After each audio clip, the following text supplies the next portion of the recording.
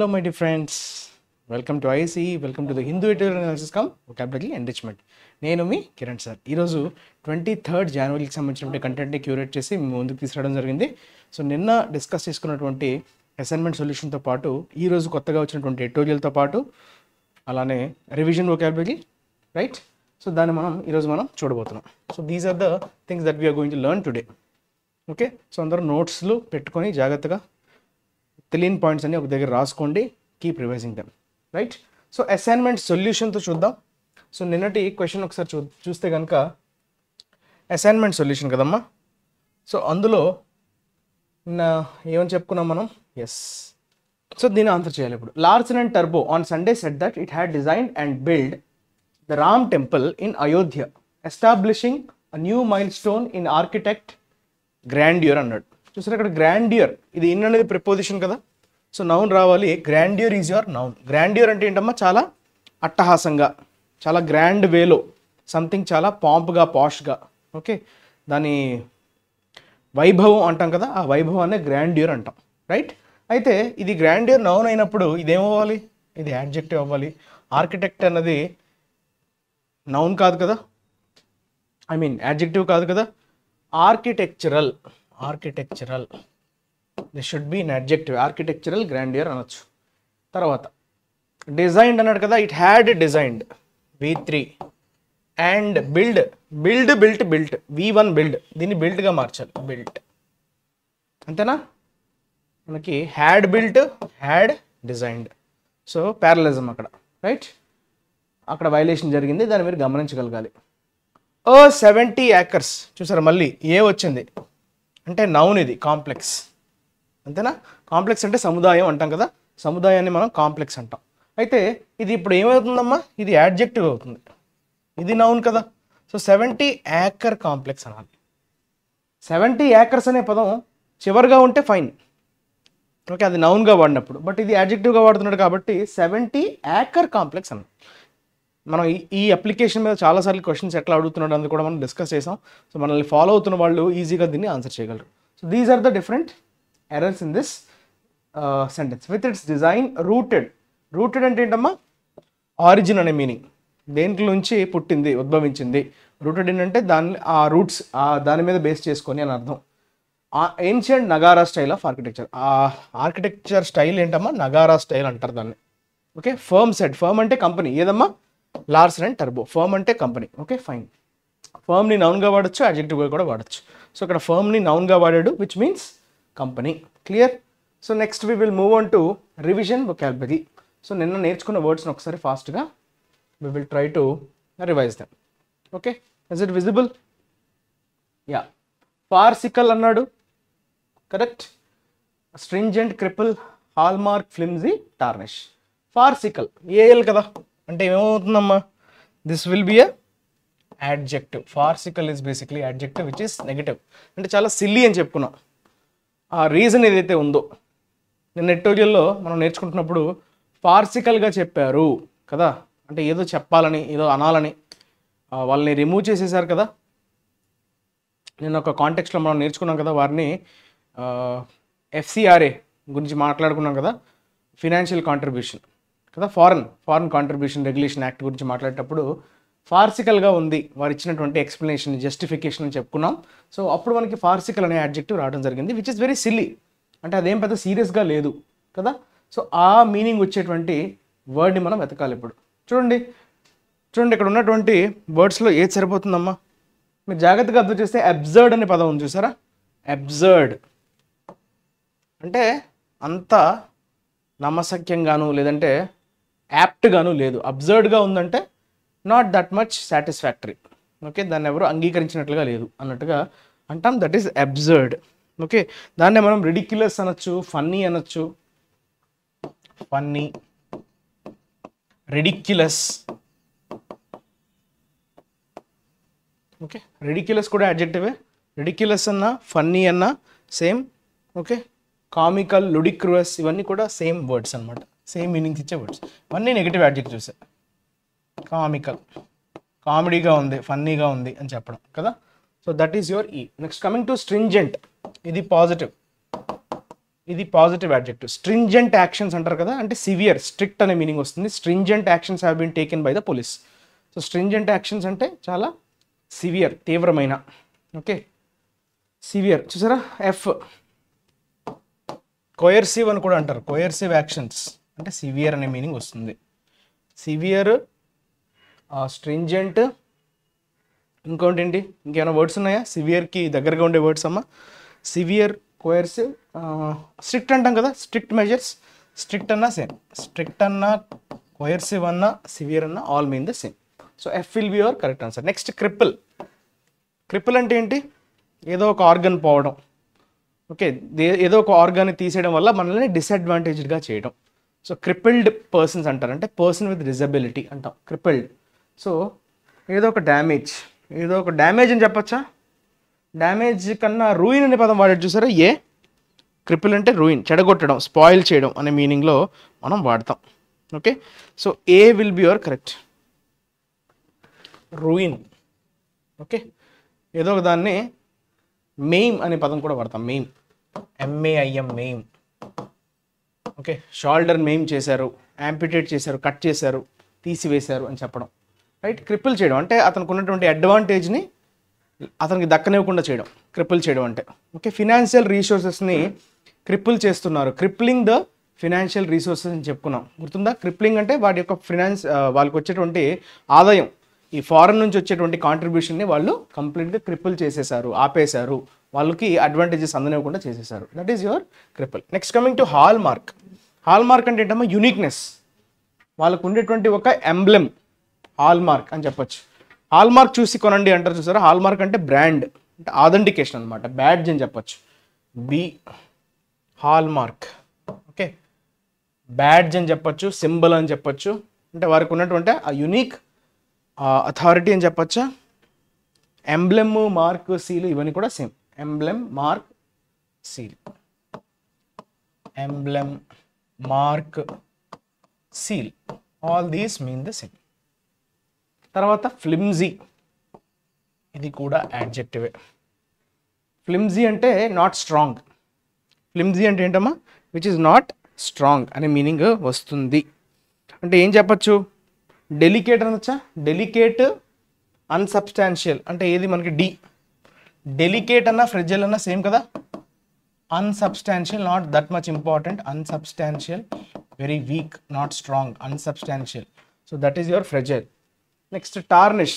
Tarnish is verb which means tarnish the image of the country, tarnish the reputation of a person. అంటే దాన్ని మనకున్నటువంటి ఖ్యాతిని వాళ్ళు దాన్ని డ్యామేజ్ చేయడం. ఓకే, మనకున్నటువంటి వాట్ వి కాల్ పరువుని నష్టం కలిగించే విధంగా చేయడం. టార్నిష్ చేయడం అంటే డ్యామేజ్ ద రెప్యుటేషన్. డ్యామేజ్ చూసారా, C. Damage will be your correct answer. అది వర్బ్గా వాడతాం, ఇది నెగిటివ్ కాంటెక్స్లో వాడతాం. సో టార్నిష్ అనేది వాడారంటే అది నెగిటివ్ కాంటెక్స్లో వాడుతున్నామనే అర్థం వస్తుంది. ఓకే, సో డ్యామేజ్ అని చెప్పచ్చమ్మా. Yeah, harm, spoil, harm, spoil, impair ఇవన్నీ కూడా దగ్గరగా ఉండే words. Damage, harm, spoil. Okay, negative words. So these are all about your revision vocabulary. ఇవి మనం నేర్చుకున్నటువంటి వర్డ్స్. ఫ్లిమ్జీ కూడా ఏంటమ్మా అవుతుంది? ఇది కూడా నెగటివే. నౌన్, ఇది positive. Okay, so just try to recollect all the words. Now we will talk about your editorial. So ఎడిటోరియల్లో మనకి ఇచ్చినటువంటి టైటిల్ ఏంటంటే ఫ్రమ్ ఫియర్ టు హోప్ అంటున్నాడు. ఫియర్ నుంచి అంటే భయం నుంచి ఆశ వైపు వెళ్తున్నాం, ఆశాజనకం. Hope is positive, fear is negative. అంటే నెగిటివ్ నుంచి పాజిటివ్కి ట్రాన్స్ఫార్మ్ అవుతుంది. అయితే దేన్ని ఉద్దేశించి అన్నాడు ఆ టైటిల్ అన్నది మనం గమనిస్తే కనుక, the Ram temple must help in healing wounds and creating harmony. Harmony అంటే మీనింగ్ ఏంటమ్మా? సామరస్యం అంటాం. హార్మనీ అనే పదం చాలాసార్లు మనం డిస్కస్ చేయడం జరిగింది. Harmony is basically a noun. Harmonious relations, harmonious is adjective, harmony అంటే సామరస్యం. అయితే Ram temple must help in healing wounds అంటే మనం నిన్న ఇనాగ్రేషన్ జరిగింది కదా, రామ్లల్లా ఐడల్ని ప్రతిష్ఠించడం జరిగింది. సో దాంతోపాటు టెంపుల్ యొక్క ప్రాణప్రతిష్ఠ, ఆ విగ్రహం యొక్క ప్రాణప్రతిష్ఠతో అయోధ్యలో ఉన్నటువంటి కొలువుదీరినటువంటి రామయ్య. సో ఆ టెంపుల్ ఇనాగ్రేషన్కి సంబంధించి ఆ నేపథ్యంలో మనకి ఇది చెప్పడం జరుగుతుంది. అయితే ఆ టెంపుల్ కన్స్ట్రక్షన్ వల్ల ఏం జరగాలి? గాయాలు మానిపోవాలి, హీలింగ్ వూండ్స్, మనకి అంటే కొన్ని పాత అనుభవాల దృష్ట్యా సో అవన్నీ మానిపోయే విధంగా ఈ టెంపుల్ దానికి కాంట్రిబ్యూట్ చేయాలన్నట్టుగా చెప్తున్నాడు. అండ్ క్రియేటింగ్ హార్మనీ, సో సామరస్యత అన్నది డెవలప్ అయ్యే విధంగా రామ్ టెంపుల్ అనేది శ్రీరాముడి వారి గుడి అయోధ్యలో సో అది కాంట్రిబ్యూట్ చేయాలన్నట్టుగా మనకి చెప్తున్నాడు. సో ఆ కాంటెక్స్లో ఈరోజు మనకి ఎడిటోరియల్ వచ్చింది, రైట్? సో నిన్నటి నుంచి గత 2 రోజుల నుంచి ఇదే కదా నడుస్తుంది దేశంలో, సో ఇదే చర్చ నడుస్తుంది. So there is no surprise that editorial ఈరోజు ఖచ్చితంగా ఇదే వస్తుందని అందరికీ తెలుసు, రైట్? సో అయితే ఒకసారి చదివే ప్రయత్నం అయితే చేద్దాం. The opening of the Ram temple in Ayodhya is a sharp turn అన్నాడు. షార్ప్ టర్న్, ఓకే, అంటే ఒక దిశని మార్చింది ఒక్కసారిగా. పైవోటల్ అంటాం కదా, పైవోటల్ టర్న్. పైవోటల్ అంటే ఒక్కసారిగా ఒక మలుపు తిప్పింది అనమాట, sharp turn in the course of the nation. Course అంటే అక్కడ డైరెక్షన్, దేశం ఏ వైపు ఏ డైరెక్షన్లో అయితే వెళ్తుందో ఒక్కసారిగా ఒక పెద్ద మలుపు అయితే తిరిగింది. దేనివల్లమ్మా? Opening of the Ram temple in Ayodhya, అయోధ్యలో స్థాపించబడ్డటువంటి, ఓకే, నిన్న ఏదైతే టెంపుల్ యొక్క కాన్సెక్రేషన్ సెరమనీ జరిగింది కదా, ప్రాణ ప్రతిష్ఠ. సో దాంతో దేశం యొక్క డైరెక్షన్, విధి గతి అంటాం కదా, విధి గతి, సో అది ఒక్కసారిగా ఒక మలుపు తిరిగింది అన్నట్టుగా చెప్తున్నాడు. The central role of the state, ఇక్కడ స్టేట్ అంటే ఏంటమ్మా? గవర్నమెంట్ అని అర్థం. స్టేట్ అంటే ఒక రాష్ట్రం అని కాదు, state is related to government. In the rituals associated with the inauguration of the temple is being celebrated by the proponents of the temple. Proponents అంటే ఎవరు? సపోర్ట్ చేసేవాళ్ళు. ఎప్పటి నుంచో గుడి కావాలి, రామ మందిర ప్రతిష్ఠ జరగాలి అని కోరుకునే వ్యక్తుల్ని మనం ప్రొపోనెంట్స్ అంటాం. ప్రో అంటే ఏంటి? Supporters. Pro is support. Proponents of the temple అంటే టెంపుల్ కావాలి, టెంపుల్ కోసం మనం ఎప్పటి నుంచో వెయిట్ చేస్తున్నాం, ఆ మూమెంట్ కోసం వెయిట్ చేస్తున్న వాళ్ళందరూ టెంపుల్ కన్స్ట్రక్షన్కి సపోర్ట్ చేస్తున్న వాళ్ళు. సో వాళ్ళందరూ అయితే సెలబ్రేట్ చేస్తున్నారు, ఎందుకంటే గవర్నమెంట్ దీన్ని ప్రతిష్టాత్మకంగా తీసుకొని ఇన్వాల్వ్ అయ్యి ఇదంతా ఆ ప్రాసెస్ మొత్తంలో భాగస్వామ్యం అయింది, అసోసియేట్ అయింది కదా. అసోసియేటెడ్ విత్ అన్నాడు సార్, అసోసియేటెడ్తో విత్ అనే ప్రిపోజిషన్ ఫిక్స్. రిచువల్స్ అంటే మీకు తెలిసిందే కదా, అక్కడ జరిగేటువంటి అన్ని క్రతులు అంటారు కదా, ఆ క్రతులను ఉద్దేశించి మనం రిచువల్స్ అంటాం, ఓకే.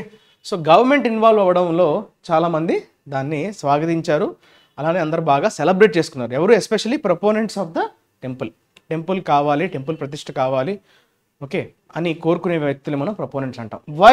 వైల్ అంటే ఏంటి? కాంట్రాస్ట్, అంటే కాయిన్కి రెండో సైడ్. ఇది కాయిన్కి ఒకవైపు ఏంటి? అందరూ సెలబ్రేట్ చేసుకుంటున్నారు, supporters. While it's opponents, it's అంటే ఎవరిది?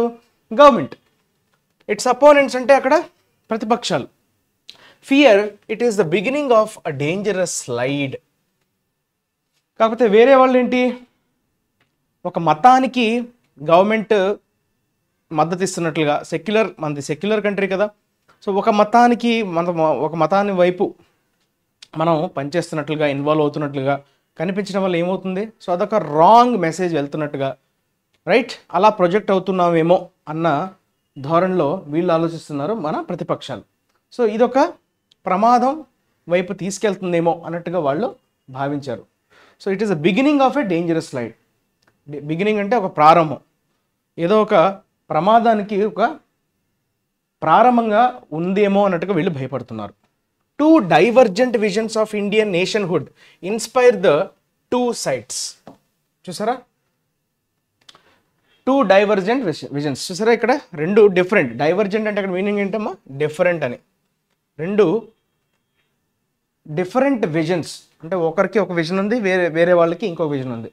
So Indian nationhood inspire the 2 sides. సో ఆ ఇరు వర్గాలకైతే ఈ నేషన్హుడ్ అనేది ఇన్స్పైర్ చేస్తుంది, ఓకే, వారికి ఉన్నటువంటి విజన్స్, ఈ డైవర్జెంట్ విజన్స్. 2 sides అంటే ఇక్కడ ఎవరు? అపోనెంట్స్, ఇక్కడ ప్రొపోనెంట్స్ అనే ఉద్దేశంలో. And the inauguration of the temple marks a definitive mile stone. ఒక మైలురాయిని అయితే అందుకుంది అని చెప్పడంలో ఏమాత్రం అతిశయోక్తి లేదు, చాలా స్పష్టంగా ఉంది. ఇనాగరేషన్, ప్రారంభం ఏదైతే అయిందో టెంపుల్, అది ఖచ్చితంగా ఒక మైలురాయిని అయితే అచీవ్ చేసింది. If not a comprehensive victory, అదేదో పెద్ద విజయంగా చెప్పుకోవడం కంటే ఒక మైలురాయిగా చెప్పుకోవడం అనేది కరెక్ట్గా ఉంటుంది, ఓకే. కాంప్రిహెన్సివ్ అంటే ఏంటమ్మా? సమగ్రమైనటువంటి విజయంగా మనం చెప్పుకునే కంటే ఒక మైలురాయిని అయితే అచీవ్ చేసింది. మైల్ స్టోన్ అంటే మైలురాయి, కదా, for the vision of BJP and prime minister Narendra Modi. So Narendra Modi గారు అలానే బీజేపీ యొక్క విజన్కి తగ్గట్టుగా అదొక మైల్ స్టోన్ లాగే వాళ్ళు దాన్ని ప్రొజెక్ట్ చేస్తున్నారు. అలానే అది మార్క్ అయింది కూడా. So it signifies, right. Mister Modi said it was the beginning of a new era. ఒక కొత్త శకానికి దారి తీసింది, ఒక కొత్త శకానికి ప్రారంభం అవుతుంది అన్నట్టుగా ఆయన చెప్పారు, పేర్కొన్నారు మోదీ గారు.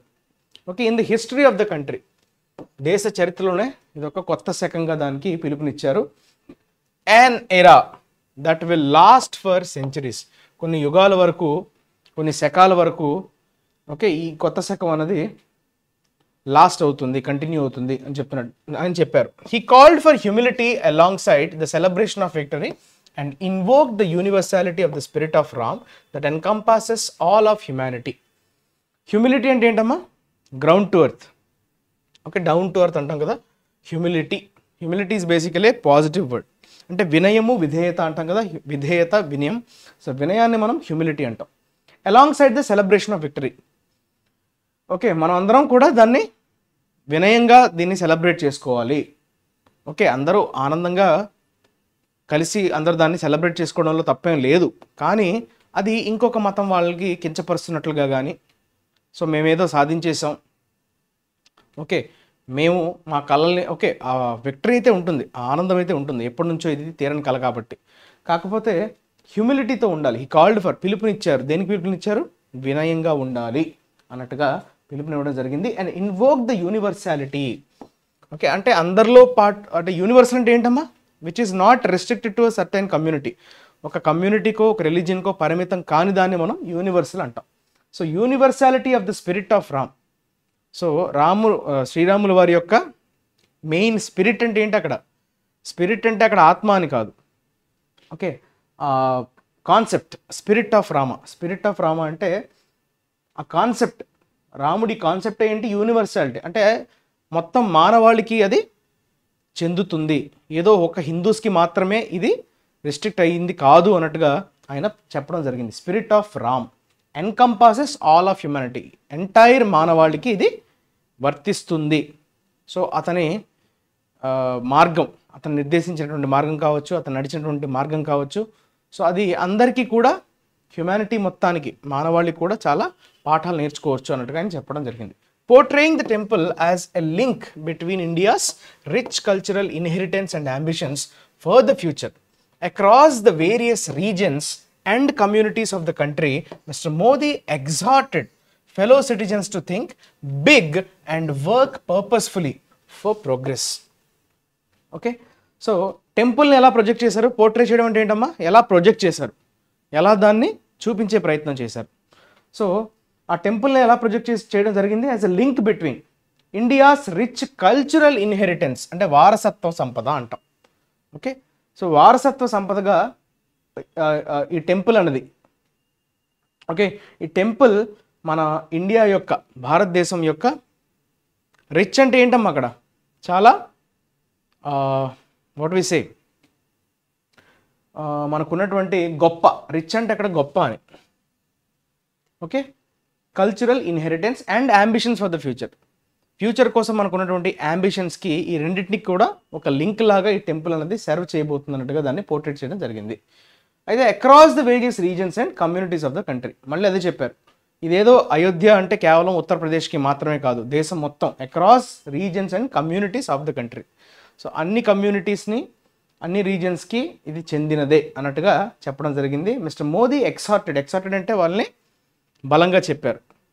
ఓకే, ఎక్సార్ట్ చేయడం అంటే వారి యొక్క సందేశాన్ని వారు చాలా బలంగా చెప్పడం జరిగింది. ఫెలో సిటిజన్స్, పౌరులకి ఏమని? To think big and work purposefully. చాలా పెద్దగా ఆలోచండి, గొప్పగా ఆలోచించండి, అలానే ఒక పర్పస్ పెట్టుకొని దానికోసం పనిచేయాలి. Work purposefully for progress. మన పురోగతి కోసం మనం ఎలా పనిచేయాలి? పర్పస్, ఒక పర్పస్ లేకుండా పని చేయకూడదు. మనం always unit to work with some purpose.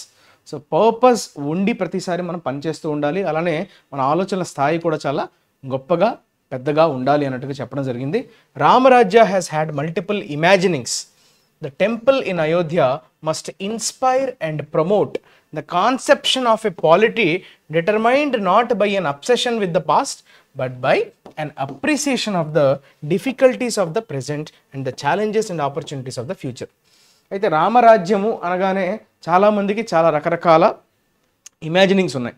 అంటే ఊహాగానాలనే కాదు, అంటే అక్కడ అర్థం ఏంటి, రామరాజ్యం అంటే అందరూ సుఖ సంతోషాలతో ఉండాలి, సో అక్కడ కరప్షన్ ఉండకూడదు, సో అందరికీ న్యాయం జరగాలి, త్వరగా న్యాయం జరగాలి, ఓకే, అందరికీ ఏంటది సోషల్ సెక్యూరిటీ ఉండాలి, సామాజిక న్యాయం జరగాలి. సో ఇటువంటి భావజాలంతో ఉండింది రామరాజ్యం అంటే. అందరూ ఇప్పుడు అంటుంటారు రామరాజ్యం కావాలి అని. రామరాజ్యం అంటే అక్కడ అంతా సుఖశాంతులతో అంతా పరిడ వెళ్ళాలి అన్న టైప్లో. సో ఇప్పుడు టెంపుల్ ఇన్ అయోధ్య ఖచ్చితంగా ఇన్స్పైర్ చేయాలి, ప్రేరేపిస్తుంది, ఖచ్చితంగా ప్రేరణనిస్తుంది, ప్రేరేపించడం కాదు ప్రేరణనిస్తుంది. And promote the conception of a polity determined not by an obsession. So పాస్ట్లో మనకు ఉన్నటువంటి అబ్సెషన్ని రిఫ్లెక్ట్ చేయకూడదు, ఓకే. దాంతో ఆ అబ్సెషన్తో మన పాస్తో ఉన్నటువంటి అబ్సెషన్ కాకుండా appreciation of the difficulties of the present.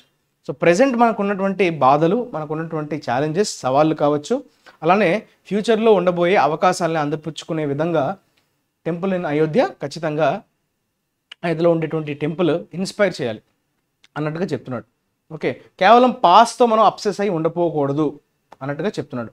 Conception of a polity, okay, political situations. Polity అంటే అక్కడ ఎలా మనం నడిపిస్తున్నాము, okay, conception of a polity. So ఆ పాలిటీ పాస్తో అబ్సెషన్ అయ్యి ఉండిపోకూడదు.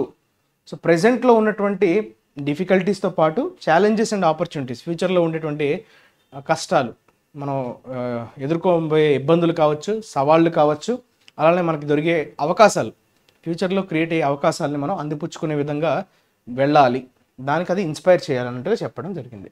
The prime minister also noted the fact that the temple was facilitated by A judicial decision. So ఇది కూడా మనకు తెలుసు కదా, కోర్టు చొరవతో మనకి ఈ టెంపుల్ సైట్ అనేది రామ మందిరం కట్టుకోవచ్చు అన్నట్టుగా సుప్రీంకోర్టు తీర్పు ఇవ్వడం జరిగింది 2019లో. సో దాంట్లో భాగంగా నరేంద్ర మోదీ గారు మరొకసారి దాన్ని ఏం చేశారమ్మా, నోట్ చేశారు, ఫ్యాక్ట్ని గుర్తు చేశారు, ఓకే. ఫెసిలిటేటెడ్ అంటే వారు ఇచ్చినటువంటి ప్రోద్బలం వల్లనే, ఓకే, జ్యుడిషియల్ తీసుకున్నటువంటి డెసిషన్, సుప్రీంకోర్టు ఇంటర్వెన్షన్ కదా, సుప్రీంకోర్టు ఇంటర్వెన్షన్ ద్వారా కదా పాసిబుల్ అయింది, అదే చెప్పడం జరిగింది. The supreme court verdict that handed over the disputed land in Ayodhya to the Hindu petitioners had also unambiguously noted that the demolition of Babri Masjid on December 6, 1992 by Kar Sevaks was a serious violation of law. Serious violation అంటే ఏంటి, వాళ్ళు ఉల్లంఘించారు. ఎప్పుడమ్మా, బాబ్రీ మసీద్ December 6, 1992 కర్ సేవక్స్ వాళ్ళు demolition చేశారు. Demolition అంటే ఏంటమ్మా, కూలగొట్టడం.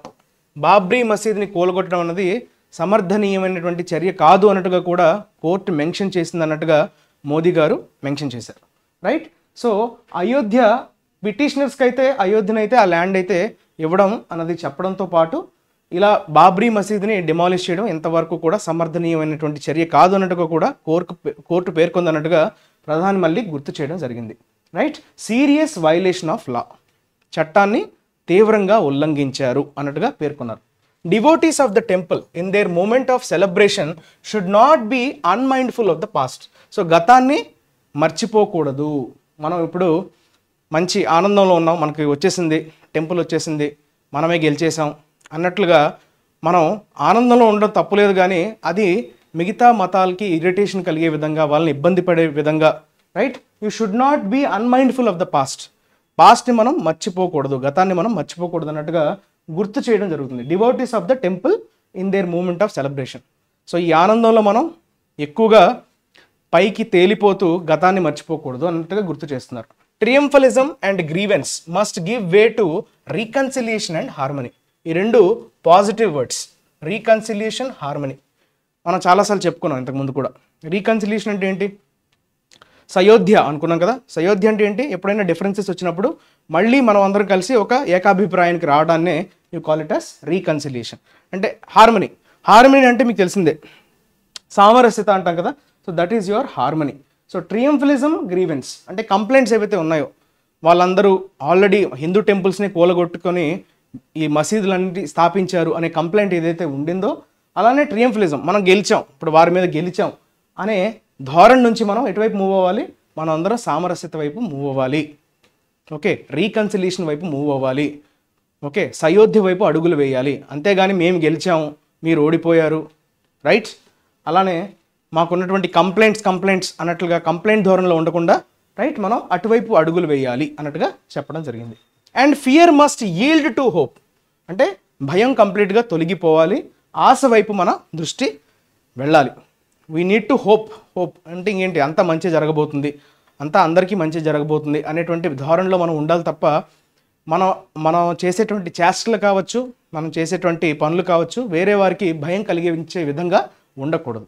The temptation to use the same template for settling contest over places of worship must be abandoned immediately. Okay, so అటువంటి టెంప్లేట్ని యూజ్ చేసి okay of settling contest over places of worship must be, దాన్ని కంప్లీట్గా తొలగించి వేసేయాలి. Abundant అంటే వాటిని మనం నిర్మూలించాలి ఇమీడియట్గా. Temptation to use the same template అంటే అక్కడ ఏంటమ్మా, సో మేము గెలిచాము రైట్, అలానే కంప్లైనింగ్ టోన్.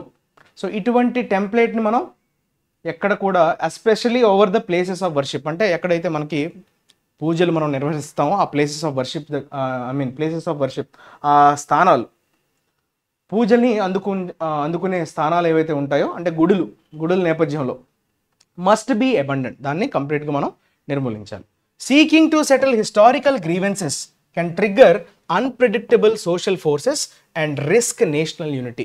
జాతీయ సమైక్యత, ఓకే, మన జాతీయ సమైక్యతకి భంగం కలిగించే విధంగా, అలానే అన్ప్రెడిక్టబుల్ సోషల్ ఫోర్సెస్, ఎటువంటి సామాజిక పరమైనటువంటి కొన్ని శక్తులు మనం దాన్ని ప్రెడిక్ట్ చేయడం కష్టం, అటువంటివి ట్రిగ్గర్ కానివ్వకుండా చూసుకోవాలి. Seeking to settle historical grievances, already మనకు ఉన్నటువంటి కంప్లైంట్స్, ఓకే, గ్రీవెన్సెస్ అంటే ఏంటమ్మా, వారి మీద ఉన్నటువంటి ఫిర్యాదులను ఎగ్జాక్ట్గా తెలుగులో చెప్పాలంటే ఫిర్యాదులు అంటాం గ్రీవెన్సెస్.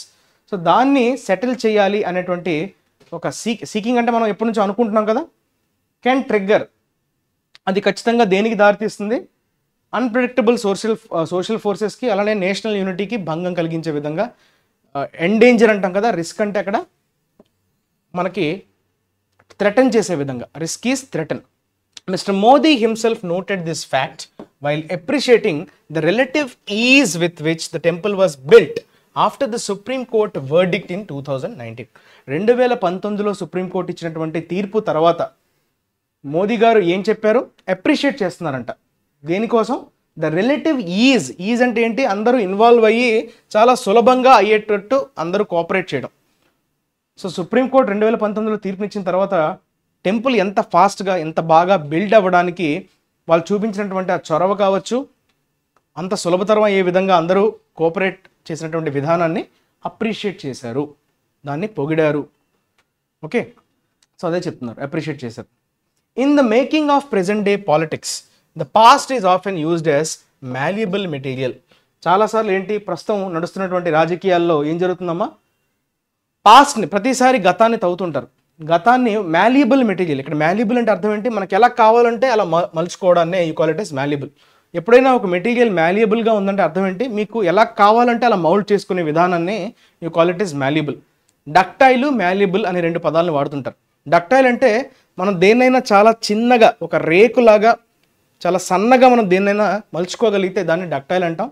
మాల్యబుల్ అంటే మనం ఎలా కావాలంటే అలా మలుచుకునే విధంగా, దాని సైజ్ని షేప్ని మనం మార్చుకునే విధంగా ఉంటే దాన్ని, అలాంటి ప్రాపర్టీస్ని ఎగ్జిబిట్ చేసిన వాటిని మనం ఏమంటాం, మాల్యబుల్ మెటీరియల్స్ అంటాం. సో మాల్యబుల్ మెటీరియల్ అంటే ఏంటమ్మా, which can bend in what ever way you want to bend it. So that is basically malleable material. So గతాన్ని ఒక మాల్యబుల్ మెటీరియల్గా మార్చుకుంటున్నారు ప్రస్తుతం ఉన్నటువంటి పాలిటిక్స్, అట్లా నడుస్తుంది రాజకీయాలు. It can surely be deployed for the purpose of forging unity and creating harmony instead of for accentuating differences. ఈ విభేదాలు కనిపించే ఇంకా ఎక్కువ పెరిగేలాగా దాన్ని వాడచ్చు, లేదంటే అందరి మధ్య ఐక్యతని పెంపొందించే విధంగా, లేదంటే సామరస్యతని పెంపొందించే విధంగా కూడా మనం వాడుకోవచ్చు ప్రస్తుతం ఉన్న సిచ్యువేషన్. అయితే ఎలా మార్చాలి, మనం ఇబ్బంది పెట్టే విధంగా. ఓకే, డిఫరెన్సెస్ అన్నాడు చూసారా, యాక్సెంచుయేటింగ్ అంటే ఏంటమ్మా, మేక్ సంథింగ్ వెరీ నోటీసబుల్, బాగా నోటీస్ అయిపోయే విధంగా, అందరి దృష్టిలో పడే విధంగా. యాక్సెంచుయేట్ చేయడం అంటే ఏంటి, అందరి దృష్టిలో పడే విధంగా హైలైట్ చేయడం. ఓకే, అందరూ దాన్ని గుర్తించే విధంగా ఉండడాన్ని you call it as accentuate. Differences అంటే ఏంటి? సో విభేదాలు అంటాం కదా, వైరుధ్యాలు, విభేదాలు. సో విభేదాలు మరింత పెరగకుండా ఏం చేయాలి? సామరస్యం వైపు, అలానే ఫోర్జింగ్ యూనిటీ, స్ట్రెంథన్. ఫోర్జింగ్ అంటే అక్కడ మీనింగ్ ఏంటమ్మా? స్ట్రెంథన్, బలోపేతం చేయడం అనే మీనింగ్లో వాడతాం ఫోర్జింగ్. యూనిటీ అంటే ఏంటి? ఐకమత్యం. సో ఆ దిశగా మనం డిప్లాయ్ చేయాలి.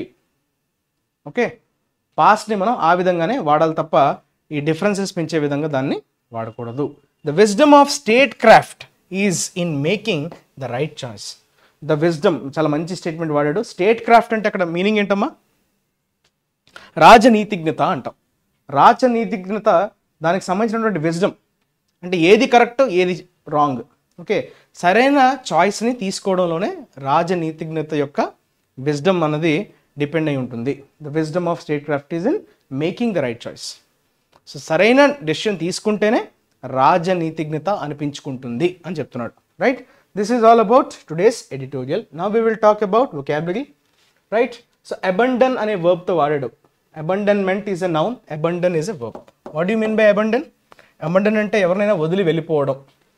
So abandon something means when you're trying to leave something. Dessert అనొచ్చు, డిచ్, ఫోర్సేక్, డంప్, ఇవన్నీ కూడా విడిచి వెళ్ళిపోవడం అనే మీనింగ్లో వాడతాం abandon. As a baby he was abandoned by his mother. So mother విడిచిపెట్టి వెళ్ళిపోయారు కదా. So to leave a place, thing or person, usually forever. So ఎప్పటికీ ఒకరిని విడిచి వెళ్ళిపోవటం అనే కాంటెక్స్లో మనం అబండన్ అనే పదాన్ని వాడతాం, which is basically verb.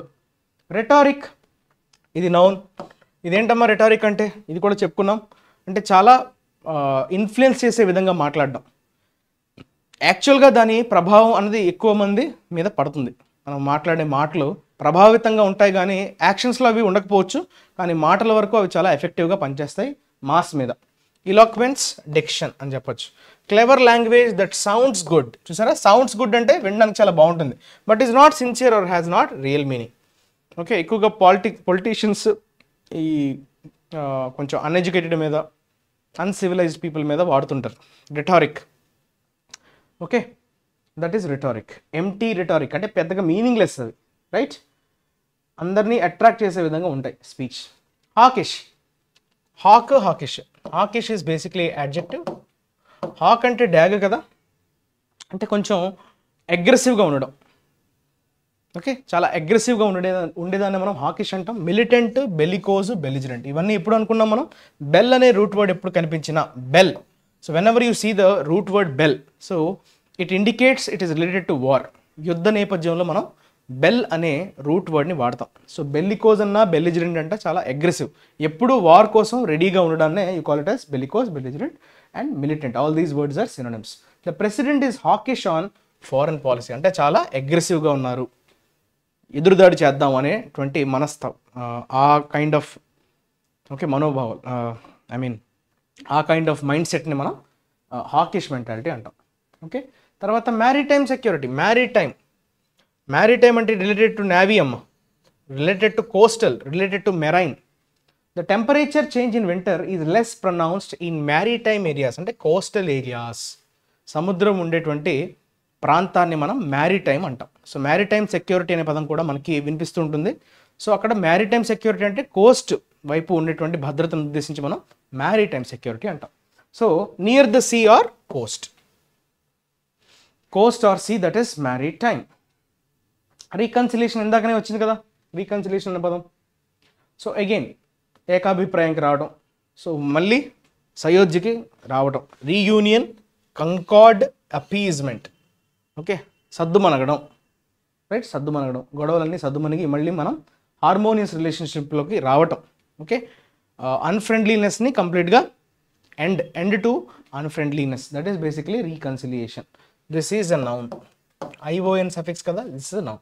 It took hours of negotiations to bring about a reconciliation between the two sides. రెండు వర్గాల మధ్య, బిట్వీన్ ద టూ సైడ్స్, రెండు వర్గాల మధ్య సయోధ్య కుదుర్చుకోవడానికి కొంత గంటల సమయం అయితే పట్టింది అన్నట్టుగా చెప్తున్నాడు.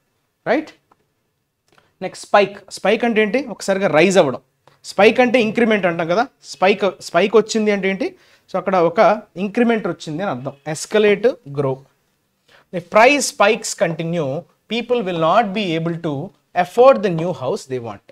సో అలా ధరలు పెరిగిపోతూ ఉంటే వాళ్ళు కొత్త ఇంటి కళని సాకారం చేసుకోలేరు, right? They are unable to afford, will not be able to afford the new house they want. So ఇక్కడ స్పైక్స్ అనే వర్డ్ని ఎలా వాడాడు? నౌన్గా వాడాడు. స్పైక్స్ అంటే అక్కడ గ్రోత్, ఇంక్రిమెంట్ అనే మీనింగ్ వస్తుంది. స్టేటస్ కో, ఇది చాలాసార్లు వచ్చింది మనకి. స్టేటస్ కో అంటే ఎగ్జిస్టింగ్ సిచ్యువేషన్, కరెంట్ సిచ్యువేషన్ ఉద్దేశించి, ప్రస్తుతం నడుస్తున్నటువంటి సిచ్యువేషన్ని ఉద్దేశించి మనం స్టేటస్ కో అనే ఎక్స్ప్రెషన్ని వాడతాం.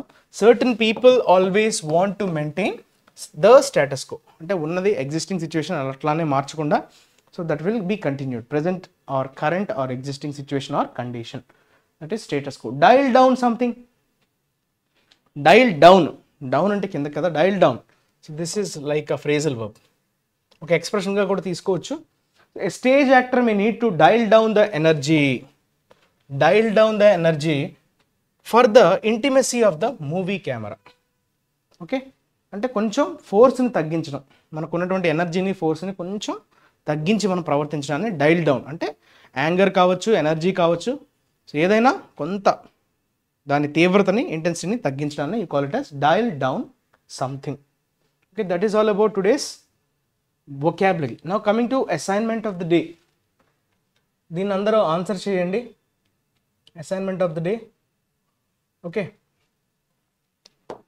క్వశ్చన్ ఏంటి చూసారా? This is your question. Yeah, calling of అనడా? Yes, calling off the critics. So దాన్ని మీరు గమనించండి. Calling off the critics, is it visible? Yeah. Calling of the critics of the temple to introspection while describing the temple as a symbol of peace and harmony, the Prime Minister said there was an apprehension that if the Ram temple was built, it will lead to unrest, but that they failed to understand the purity of India's society. Right? So, మీకు ఒక చిన్న additional work try చేయండి. What is the word? ఇక్కడ ఒక వర్డ్ని నేను రాద్దాం అనుకుంటున్నాను with blanks.